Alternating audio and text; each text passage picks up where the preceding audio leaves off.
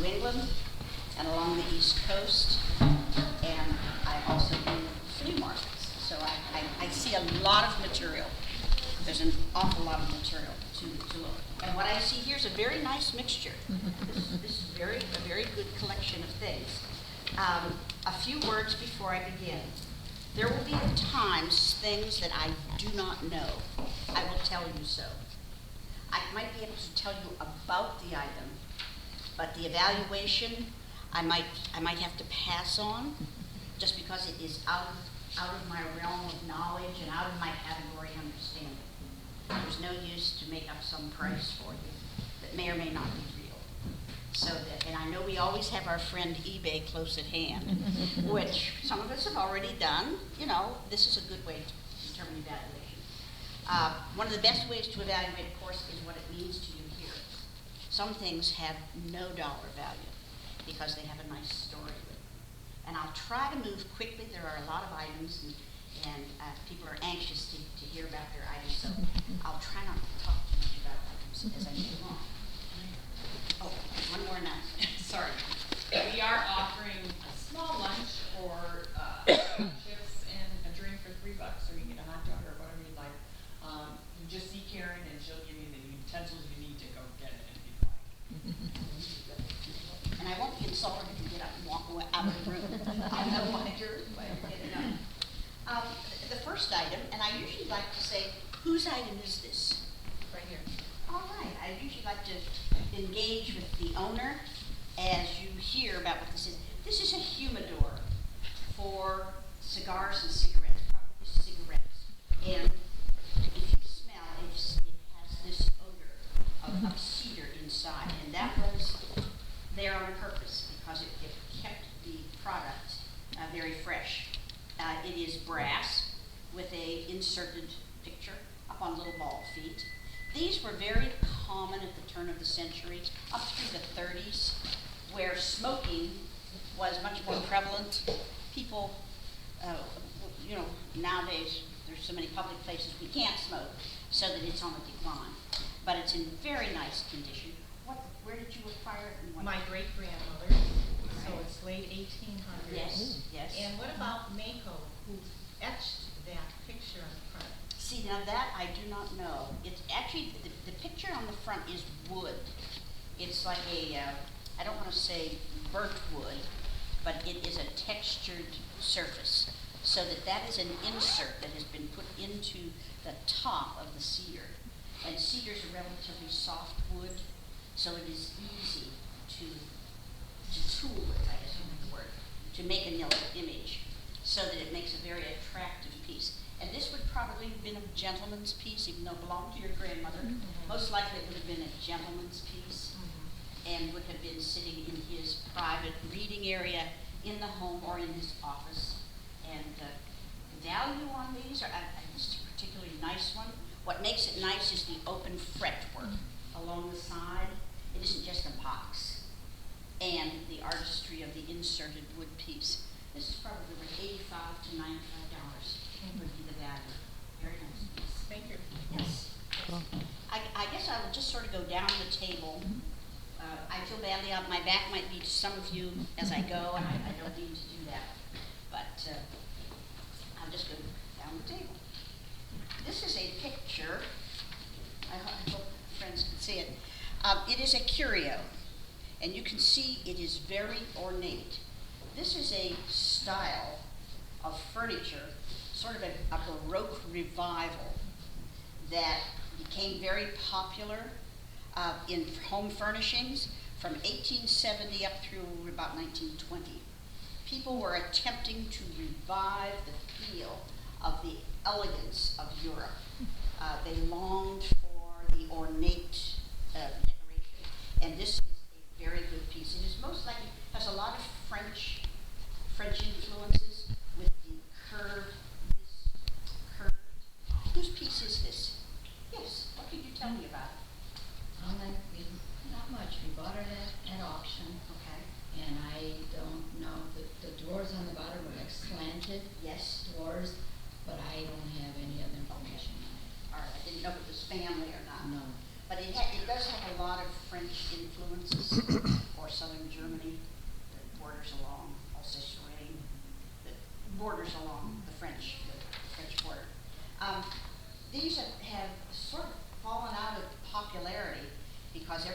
wants, the young people want their house to look like Crate and Barrel. Right. So, what do? So that to our generation, for the most part, this would probably be worth about $500 because it's in very good condition and it appears to have the original pools, hardware, and the glass is both on the front and on the side. This appears to be intact, you know, the crest trim. So, but you know, I'm not sure our kids would think it's worth $500, and that might even be low because there is the demand for this piece is for an urban customer. If I were selling it, it would be someone who lives in New York City, Washington D.C., Boston, where they're decorating with more formal homes. It's very nice, very nice. I was looking at this. Who does this belong to? All right, nice piece of ivory. Very nice. It is this color because it has discolored. It was cream once upon a time. About the shade of that bowl originally, and over time it oxidizes and turns quite dark. So it's not wood. I No. always thought it was antique wood. No, this is actually ivory, very nicely done. And it has a little stand on the bottom, and there's a little marking on the bottom of the stand that just says China. Now, all of that would tell us, the fact that it is marked with the country of origin, it meant that it came into the States after 1923. And there was also regulations in 1898 about how you had to mark imports, so that it's not a early piece of the 1700s. It is a rather late piece, but it's charming. It has the little characters on the back. It's particularly nice because it has glass eyes. How did you acquire it, and what do you know about it? It was my mother-in-law's, and she had given it, my husband had it, and he just, it was more from a sentimental, that he's always just liked this piece. Yes. So we had no idea the background or Yes. anything else in that, so. Well, it's probably a piece, I want to say, around World War I age. And there was some interest in the Orient at that time. People playing mahjong, the game, and there was decorative. People did decorative items with Chinese and Oriental items. Value here, this would probably be in the $85 to $95 range. Its use in the home would have been to sit and drink. Yeah. Just sit. But it does not. Yeah, that's it. That's it. But we have some jewelry. Whose does this belong to? Yes, what can you tell us about it? It was a gift from my father to my mother. Oh, very nice. What we see here, we were trying to look, Kelly was trying to look for a mark. It's a very nice set of crystal jewelry, and it is probably European. They were very, very skilled with crafting crystal jewelry. The French were very good, and it was very popular. The bracelet is charming. It's very, very nice. Nice luster. The style of the clip-on in the back is a style of the 30s. The structure of it, the design of this is of the 30s. A real jewelry person would be able to help you better. We didn't believe that it was precious metals, but it is well set.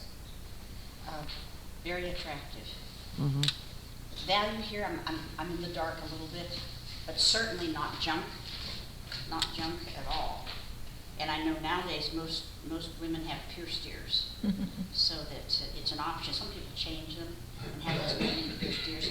In this case, I would not suggest that because it damages the value of the pieces. But it's very nice, very nice.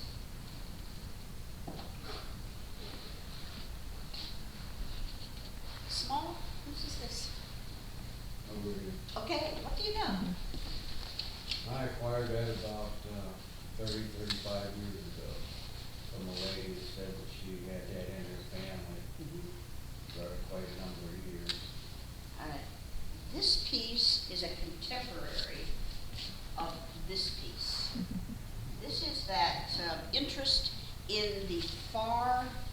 in the Far East, in the interest in Indonesia, interest in Africa, that showed up in artwork. And we saw it in textiles, and we see it in some paintings, watercolors and so forth. But what this appears to be, it is a clear clay, rather white clay, with a simple brown glaze. Not very finely tooled, but certainly interesting. There are a version of these that were giveaways in an early food product that you opened the package and there was this little novelty giveaway. I'm not sure, I don't believe this is it if you've had it for 30 years. It's unlikely, but that was often used, just a little like, it's almost that see no evil, hear no evil, speak no evil, when that caricature was popular. Value for something like this, I'd put $25. Yeah, sweet little budget. Yeah. We have a very nice crucifix form. Yes, this is yours. How nice. Tell me about it. My great-grandmother brought it over when she was 13 1904 from Czechoslovakia. Wonderful. And actually, it opens up to be a candle holder. If you like slide it upward. Oh, it slides up. Very good.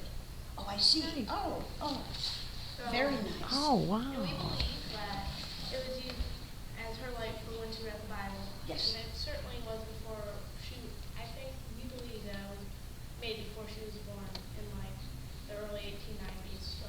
Yes. Very nice. What a wonderful story. This is an example of something that I said is of the heart. And in fact, putting a price on ecclesiastical items is very difficult because there is that overlay of our faith attachment to the item. But I love, this is a beautiful story. And it was customary for immigrants to bring from their home country a sample of their faith. And it was almost a talisman, a safety emblem for them to travel with. And there was much more ritual for home worship. And as you can see, there's a place to keep the candle. And it would be brought out, the candles would be put in place, and they would be lit for reading. Because it's well known that the light of the world, that is part of the Christian faith. The Eastern Europe culture is extremely visual, and all of the homes always had Christian paintings, prints, lithographs, crucifix, worshipful items in every home, always in the kitchen. And we don't always think nowadays we would want to put that in our kitchen. We may put it in our bedrooms, but we don't put it in our kitchen. But every home had something very visible that this was their faith. And it's very, very nice. The material appears to be a very nice walnut and a metal with a flashing on it. Very nice. Very nice. Value, hard to put a dollar value because you value it because of the story. But I think if one went to an ecclesiastical store where they were selling Christian items, this would probably be around $50. It's in very nice condition. Treasure it. It's excellent. Can I add a note to that? Because I have very similar to that. My husband is Polish in the background. And how they would use it, the story that I understand is that as somebody, in particular, if somebody was dying, you'd have a priest that would come to give you the last sacrament. And you would bring that out and you would put your candles in as he was going through the last sacrament with the ill person. You would use this and as they light the candles in Yes, that. yes. And Very, very special to the home and something that really should be treasured very, very greatly. We have another photo here of I don't want to call it a library table. It is more of a drawing room table. Whose items are these? Oh, all right, yours again. Yes. Again, what do you know about them? Auction, okay. All right. All right, this style, this very ornate drawing room table or library table was very common in large homes where that was the evening entertainment, was reading. And there was always an emphasis on having a reading center at the table where books were kept, which is exactly how you're using it according to the photos. The style here is, again, very this Baroque revival, interest in something that is very ornate, recalling a grandeur of home furnishing that people very much wanted in their homes. This probably came from a very well-to-do home, an urban home, not a middle class rural home as in this area. This would have been much more urban. Was the auction house in this area, or was it out there? It was out here. Yeah. Because this is It obviously. wasn't out of state, it was here. Now, the table is actually more desirable than the other piece that she showed. Tables are very strong because they are useful, and people buy them very, very faithfully. And here, your value, I'd be putting between $1,200 and $1,500 on it. I haven't seen the surface. I don't know the finish. I don't know the wood, but they're very nice. It's dark, and then the four corners have. Because I don't know if it's rosewood, I don't know if it's mahogany, I don't, which would impact the value. The most valuable would be if it was rosewood, and then mahogany, and then walnut, and then cherry. It's almost a hierarchy of wood values. Interesting. That you encounter, but it's a very nice piece. All righty. Someone, whose is this? All right, you have some malachite, which is a wonderful stone, very heavy, very dense. But this is a neck piece that has been made. It involves ivory, and usually this is a brass composite metal, and there is a figure on it, an oriental figure on horseback, which is one is inclined to think it looks very Chinese as opposed to Japanese. And the Chinese and the Cossacks were very good horsemen, so regionally that's where it is from. But the exciting part is the malachite. It is a very expensive stone. It is hard to wear because it's so heavy. It's not the most comfortable piece of jewelry in the world, but it's an elegant shade. And this would have been a neck piece probably in the same era of interest in Oriental items that came across America as a culture. There was much interest in Oriental items, people decorated in the Oriental style. And this would be of that age, before World War I and II, when things were a little more peaceful. This is probably just, again, a base metal it's usually an alloy of brass and silver, is usually what it is. And this particular piece of metal, the metal part has been stamped out. It's not hand done, but the value is in the green malachite.